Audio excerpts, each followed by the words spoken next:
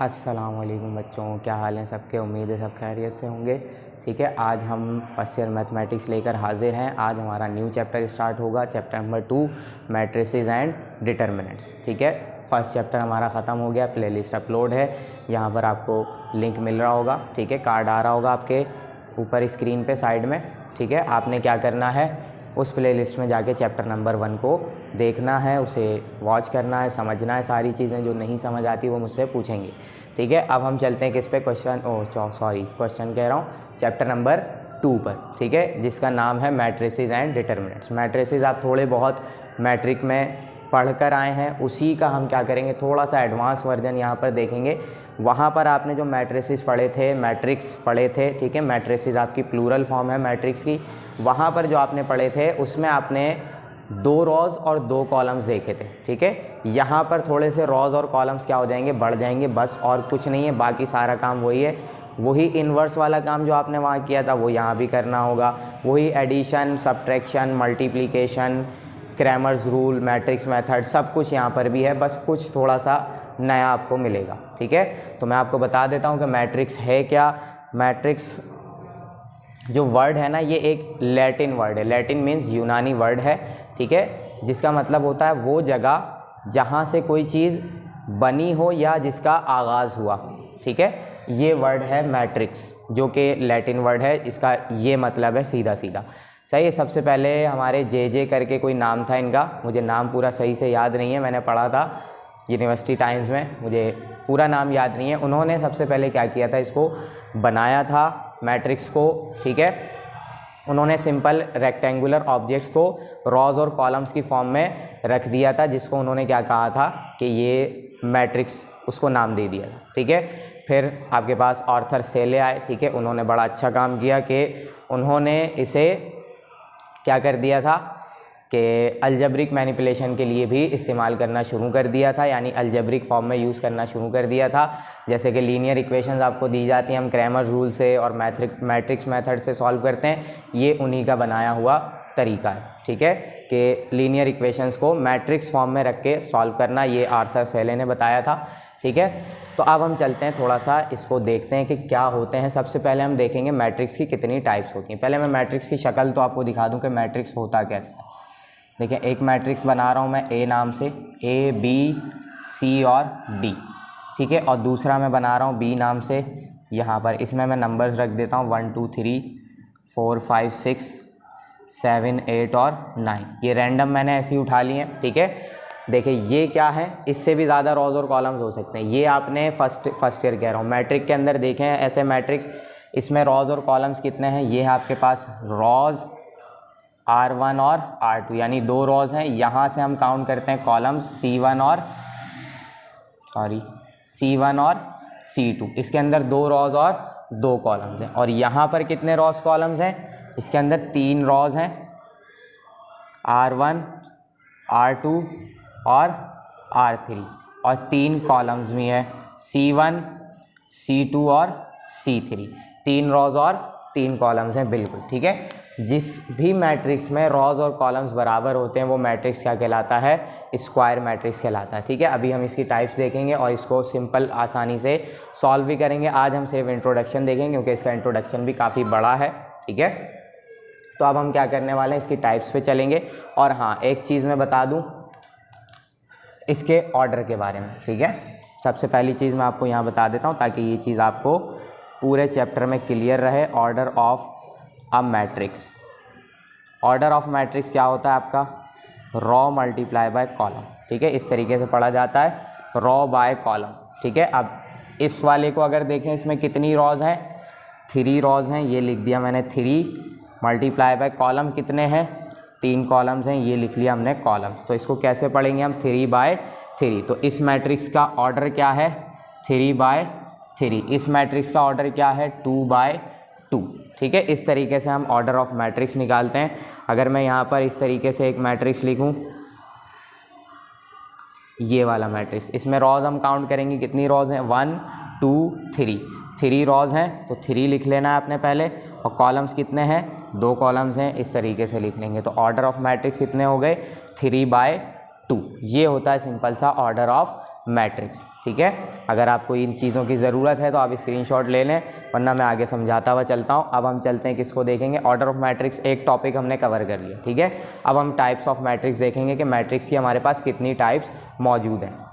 ठीक है बच्चों, अब हम आ गए किस पे, और टाइप्स ऑफ मैट्रिक्स देखने। अभी हमने एक टाइप देखी जिसमें मैंने कहा था आपको कि ऐसा मैट्रिक्स जिसकी रॉज और कॉलम्स क्या होती हैं, बराबर होती हैं, वो क्या कहलाता है, आपका स्क्वायर मैट्रिक्स कहलाता है। ठीक है, तो कोई सा भी मैट्रिक्स हो जिसके रॉज और कॉलम्स की तादाद क्या हो, बराबर हो, वो कहलाएगा आपका स्क्वायर मैट्रिक्स। जैसे कि अभी मैंने बनाया था 1 5 4 2, यहाँ पे ABCD रखा था मैंने, लेकिन 2 रॉज हैं 2 कॉलम्स हैं, मतलब ये स्क्वायर मैट्रिक्स है। ठीक है, इसी तरीके से मैं 3 बाय 3 का भी एक बना सकता हूँ, 5 9 -5 6 2 1 3 5 4। ठीक है, ये मैंने रैंडम नंबर्स लिए हैं, देखिए रॉज और कॉलम्स बराबर हैं, तो ये क्या है, आपका एक स्क्वायर मैट्रिक्स है। ठीक है, इसी तरीके से अब हम देखेंगे कॉलम, n लिखना भूल गया मैं, कॉलम मैट्रिक्स। ठीक है, कॉलम मैट्रिक्स क्या होता है, ऐसा मैट्रिक्स जिसमें सिर्फ एक कॉलम हो। किस तरीके से, इस तरीके से 5 4 2, एक ही कॉलम है, रॉज कितनी भी है, रॉज से हमें मतलब नहीं है अभी। ठीक है, अभी हमें किससे मतलब है, कॉलम से मतलब है। एक कॉलम है, मतलब कौन सा मैट्रिक्स हो जाएगा, ये कॉलम मैट्रिक्स, कॉलम मैट्रिक्स है ना, बिल्कुल सिंपल इजी सी बातें। इसी तरीके से आपके पास रॉ मैट्रिक्स है, तो जैसे कॉलम मैट्रिक्स वैसे ही रॉ मैट्रिक्स। रॉ मैट्रिक्स कैसा होगा, जिसके अंदर सिर्फ क्या होंगी, एक रॉ होगी, ये क्या हो गया आपके पास, रॉ मैट्रिक्स हो गया। ठीक है, इसी तरीके से अब आपके पास आएगा स्केलर मैट्रिक्स, डायगोनल मैट्रिक्स और आइडेंटिटी मैट्रिक्स। ठीक है, अगर आपको इनकी ज़रूरत है तो आप बिल्कुल उतारें। ठीक है, मुझे मिटाना पड़ेगा क्योंकि बोर्ड मेरे लिए कम पड़ जाता है। ठीक है, तो मैं चलूँगा आगे, इसे मिटाकर फिर आता हूँ मैं नंबर 4th टाइप पे। चलें, इसको मिटा देता हूँ मैं फटाफट से। ये देखेंगे हम कौन सी टाइप, अब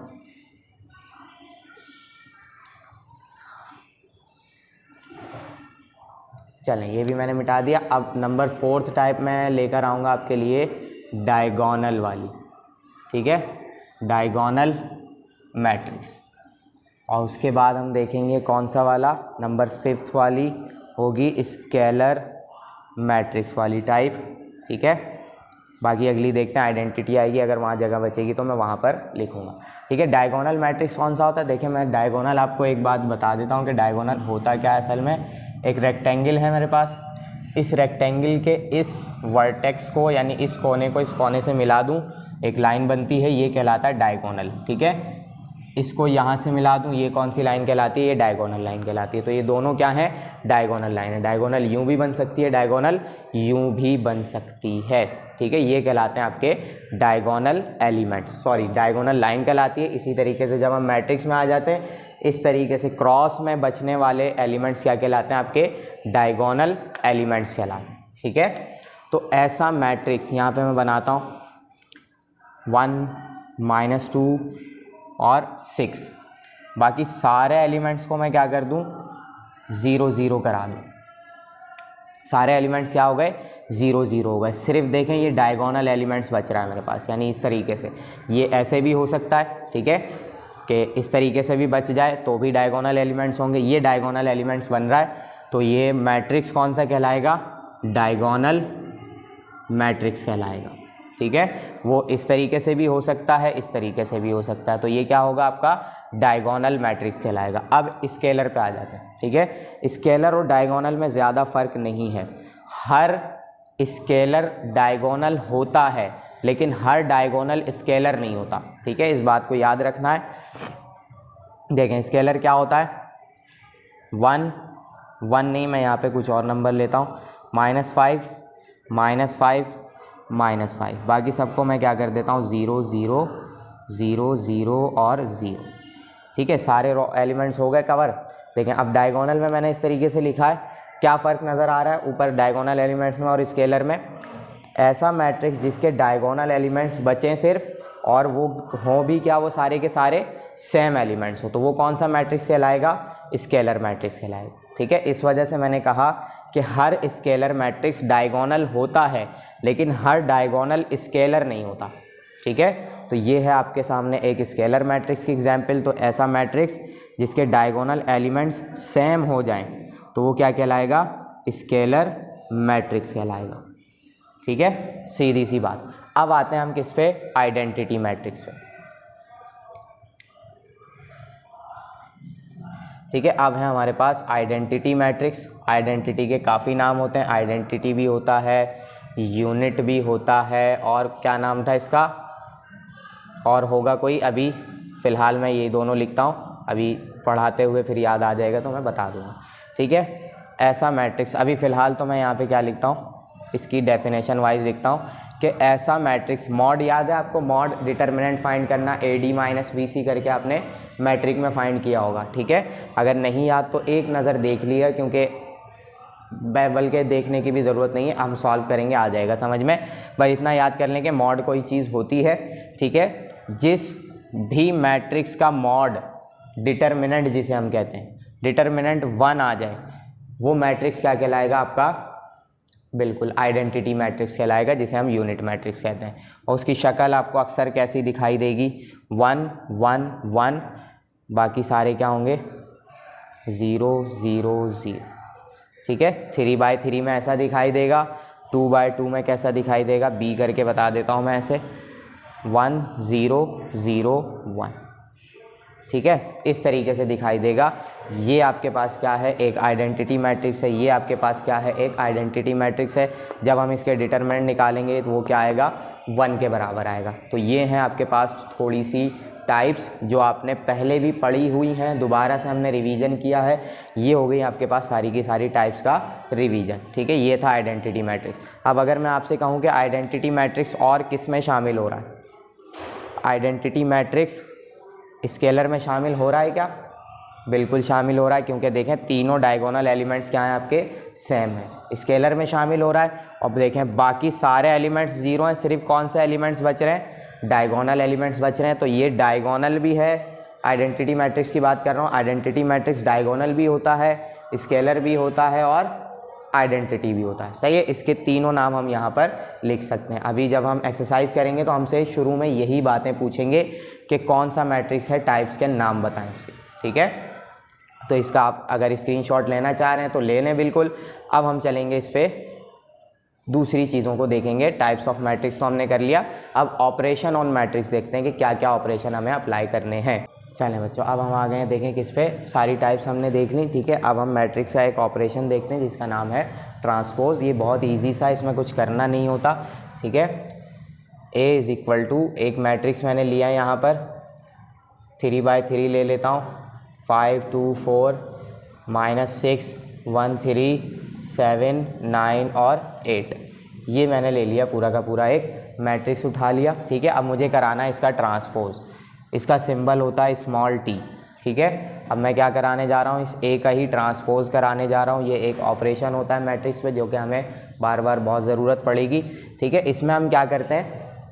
रॉ को कॉलम में चेंज कर दें या कॉलम को रॉज में चेंज कर दें, या बोला है मैंने। ठीक है, दोनों काम मत कर दिएगा।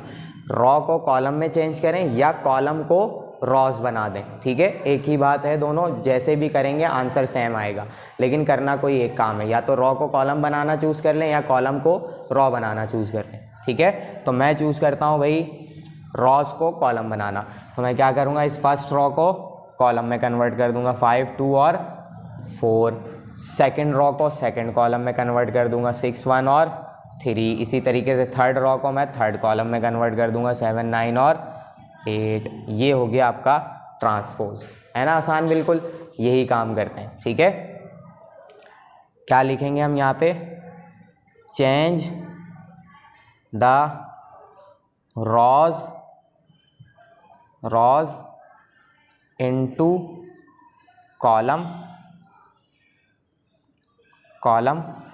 और रॉज, सॉरी, और क्या करेंगे? मैं बार बार मिटा के अपना हाथ गंदा कर रहा हूँ, इसको क्या करूँगा मैं यहाँ से, और कॉलम्स इनटू रॉज। ठीक है, ये हो जाएगी इसकी सिंपल सी क्या कहते हैं कंक्लूजन। ठीक है, ये लिख लिएगा आप लोग। ठीक है, अब हम चलते हैं इसके दूसरी किसी टाइप पे।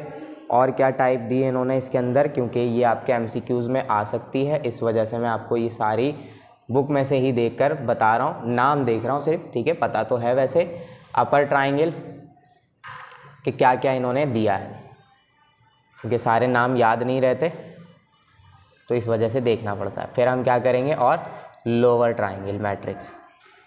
ठीक है, ऐसा मैट्रिक्स जो अपर पे ट्राइंगल बनाए 3, 4, 9 और बाकी लोअर के सारे एलिमेंट्स इसके क्या हो जाएं, 0 हो जाएं। ठीक है, लोअर के ये तीनों एलिमेंट्स क्या हो, 0 हो। और देखें ये अपर पे क्या बना रहा है, पूरी की पूरी ट्राइंगल बना रहा है, तो ये कहलाता है आपका अपर ट्राइंगल मैट्रिक्स। ठीक है, इसी तरीके से लोअर में क्या होगा, बिल्कुल सही गैस किया है आपने, अपर में ऊपर था, लोअर में नीचे हो जाएगा। 2, 4 और 6 कर देता हूँ, बाकी ये सारे क्या हो जाएंगे, 0 हो जाएंगे। ठीक है, ये होगा आपका लोअर ट्राइंगल। ठीक है, बिल्कुल सिंपल है, इजी है। अब आपको क्या करना पड़ेगा, अगर स्क्रीनशॉट लेना है तो स्क्रीनशॉट लें, क्योंकि अब मेरे पास जगह नहीं बची, अब मुझे मिटाकर आगे काम करना पड़ेगा। ठीक है, चलें बच्चों, अब हम आ गए किस पे, अपने नई टाइप पे। ठीक है, लेकिन सिमेट्रिक मैट्रिक्स है और दूसरी टाइप है हमारे पास स्क्यू सिमेट्रिक मैट्रिक। इस सिमेट्रिक में क्या होता है, ऐसा मैट्रिक्स जिसका ट्रांसपोज किया जाए वो दोबारा किसके बराबर आ जाए, ए के बराबर आ जाए, यानी उसका ट्रांसपोज भी क्या हो, ए के बराबर हो, मतलब किसी पे कोई फ़र्क ना पड़े। ठीक है, तो एक एग्जाम्पल के तौर पे मैं यहाँ लेता हूँ, जो कि बुक में शायद दी होगी, लाजमी दी होगी।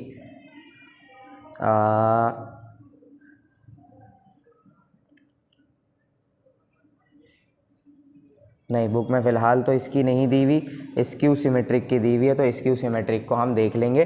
ठीक है, बस आपने ये याद रख लेना है कि ऐसा मैट्रिक्स, अब इतना सोच नहीं रहा मैं कि मैट्रिक्स बनाऊं। ठीक है, उसको बाद में देख लेंगे जब हमारे पास आएगा क्वेश्चन। ठीक है, स्क्यू सिमेट्रिक को हम देखेंगे। स्क्यू सिमेट्रिक क्या होता है, ऐसा मैट्रिक्स जिसका ट्रांसपोज किया जाए वो किसके बराबर आ जाए, अपने ही मैट्रिक्स के बराबर आए, लेकिन क्या हो, माइनस साइन हो, यानी जो प्लस वाली वैल्यूज़ हैं वो माइनस में कन्वर्ट हो जाएं और जो माइनस वाली वैल्यूज़ हैं वो क्या हो जाएं, प्लस हो जाएं, यानी सबके साइन चेंज हो जाएं, जिसका मतलब होता है कि मैट्रिक्स आपका माइनस से मल्टीप्लाई हो गया। तो यही आपका यहाँ पर कह रहा है कि अगर आप एक मैट्रिक्स का ट्रांसपोज करें, वो आए तो वही, लेकिन बस साइन सबके क्या हो जाए, चेंज हो जाए, तो वो कौन सा मैट्रिक्स कहलाएगा, स्क्यू सिमेट्रिक कहलाएगा। चलें, बुक में से मैं कोई एग्जाम्पल देखता हूँ। ठीक है, एक आध तो लाजमी दी गई होगी, हाँ दी हुई है, 0, 4, -1, -4, 0, 3, 1, -3 और 0। ठीक है, ये आपको पूरी की पूरी एक मैट्रिक्स उठा के दिया गया है। इसका मैं ट्रांसपोज करूँगा, देखिएगा सारे नंबर्स वही रहेंगे, बस क्या हो जाएगा, आपके पास साइन तब्दील हो जाएंगे। ठीक है, देखें, रॉज को कॉलम बनाना है, ट्रांसपोज कराना है मुझे, AT लिख देता हूँ मैं यहाँ पे। रॉज को कॉलम बनाने जा रहे हैं हम, 0, -4 और 1। पहली रो पहले कॉलम में कन्वर्ट हो गई, दूसरी रो 4, 0 और -3 बन गया। अब थर्ड रो क्या बन जाएगा, थर्ड कॉलम बन जाएगा, 1, 3 और 0। ठीक है, देखें सब कुछ वही है, 0, 4, 1, 0, 4, 1, 0 का कोई साइन होता नहीं है। देखिए 4 वहाँ प्लस में था, यहाँ माइनस हो गया, 1 माइनस में था, प्लस हो गया, फ़र्क नहीं पड़ा कुछ भी। देखिए -4 +4 हो गया, 0 का साइन नहीं था, +3 यहाँ क्या हो गया, -3, नंबर वही है, साइन क्या हो गए, चेंज हो गए। ठीक है, जिसका मतलब क्या हो गया कि A ट्रांसपोज किसके बराबर आया, -A के। तो ये कौन सा मैट्रिक्स था, स्क्यू सिमेट्रिक मैट्रिक्स था। ठीक है, ये उतार लें आप लोग जल्दी से अगर ज़रूरत है तो।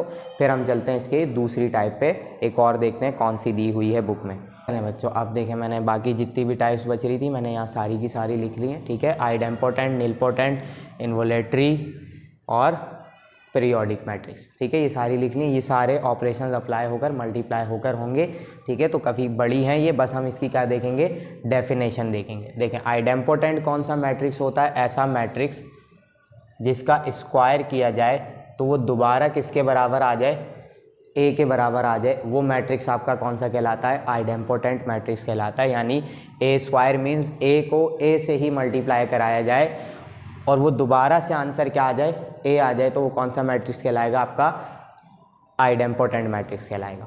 ठीक है, उसके बाद है आपके पास निलपोटेंट मैट्रिक्स। अब निलपोटेंट मैट्रिक्स कौन सा होता है, ये हमें ज़ीरो कराना पड़ता है। ठीक है, अब हमें एक मैट्रिक्स दिया गया ए, हमने उसको पहले दोबारा ए से कराया, नहीं हुआ ज़ीरो, तीसरी दफ़ा कराया नहीं हुआ, चौथी दफ़ा कराने पे क्या हो गया, ज़ीरो हो गया, तो हम यहाँ ए की पावर क्या बोलेंगे, 4 बोलेंगे। तो ये क्या होगा, हमें जब तक मल्टीप्लाई कराते रहना है जब तक क्या हो जाए, ये ज़ीरो ना हो जाए। तो ए की पावर पी या ए की पावर के हम कहते हैं, के कर लेता हूँ मैं यहाँ पर, के आपका पावर है, यानी कितनी दफ़ा आपने उसे मल्टीप्लाई कराया। तो इतनी दफ़ा मल्टीप्लाई कराना है कि आपका आंसर क्या आ जाए, ज़ीरो आ जाए। तो ऐसा मैट्रिक्स आपका क्या कहलाएगा, निलपोटेंट मैट्रिक्स कहलाएगा। और के को हम क्या कहते हैं, के is the index of matrix.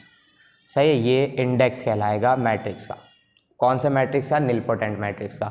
उसके बाद है आपके पास इन्वोलेटरी मैट्रिक्स। इन्वोलेटरी मैट्रिक्स कौन सा होता है, देख लेते हैं हम यहाँ पर। इन्वोलेटरी ऐसा होता है कि जब हम अपने मैट्रिक्स को उसी से मल्टीप्लाई कराएं और आंसर किसके बराबर आ जाए, आइडेंटिटी मैट्रिक्स के बराबर बन जाए, तो वो क्या कहलाता है आपके पास, इन्वोलेटरी मैट्रिक्स कहलाता है। इतना ही सिंपल है। ठीक है, अगला देख लेते हैं पीरियोडिक मैट्रिक्स। अब पीरियोडिक में और इसमें ज़्यादा फ़र्क नहीं है आइडेम्पोटेंट में। आइडेम्पोटेंट में ये है कि हम 2 दफ़ा यानी स्क्वायर कराएं तो ए आए, और पीरियोडिक में क्या है कि हम जब तक मल्टीप्लाई कराते रहें जब तक हमारे पास क्या ना आ जाए, क्या था, दोबारा ये ए के बराबर ना बन जाए। ठीक है, तो हम यहाँ पर क्या कहेंगे कि ए को हम कब तक मल्टीप्लाई कराते रहें, कम से कम एक तो ज़्यादा हो गई, तो उसे हम कहते हैं ए की पावर के प्लस 1। अब ये पावर है, इससे आपको घबराने की ज़रूरत नहीं। चले मैं यहाँ भी क्या कर देता हूँ, सिंपल के कर देता हूँ। अब पीरियोडिक के लिए क्या करना है, मुझे इतनी दफ़ा अपने ही मैट्रिक्स को उसी से मल्टीप्लाई कराना है जब तक मेरे पास दोबारा क्या ना बन जाए, ए ना बन जाए, घूम घुमा के दोबारा ए आ जाए, तो आपका क्या कहते हैं मैट्रिक्स क्या कहलाएगा, पीरियोडिक मैट्रिक्स कहलाएगा। और ज़्यादा दूर तक नहीं जाता है ये, ज़्यादा से ज़्यादा 2 या 3 तक जाएगा। ठीक है, तो यहाँ पर भी के आपका क्या कहलाएगा, इंडेक्स ऑफ द मैट्रिक्स कहलाएगा। ठीक है, ये हो गए आपके सारे के सारे टाइप्स हो गई। ठीक है, टाइप्स भी देख लिए हमने, ऑपरेशंस भी देख लिए, ट्रांसपोज भी देख लिया। अब नेक्स्ट क्लास में जब हम एक्सरसाइज करेंगे तो इन सबको हम सॉल्व करके भी,